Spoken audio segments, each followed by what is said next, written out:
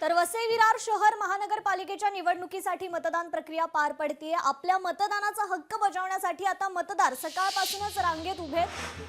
मनवेलपाडा जिल्हा परिषद शाळेतील मतदान केंद्रातून थेट आढावा घेतलाय लोकशाहीचे प्रतिनिधी महेश गोहिल यांनी।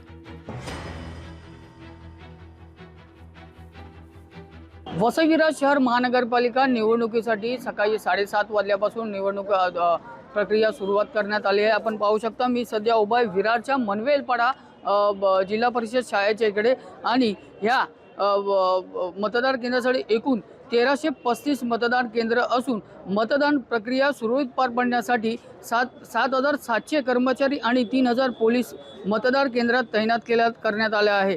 वसई विरार शहर पालिकेसाठी एकूण 115 जागा असून त्यासाठी एकूण 547 उमेदवार निवडणूक रिंगणात आहेत। मतदार नेमकं कोणत्या पडण्यात आपला मतदान टाकणार आहे हे भविष्य ठरणार आहे। महेश गोहिल, लोकशाही मराठी, विरार। लोकशाही मराठी ऐका, पहा, जागरूक रहा।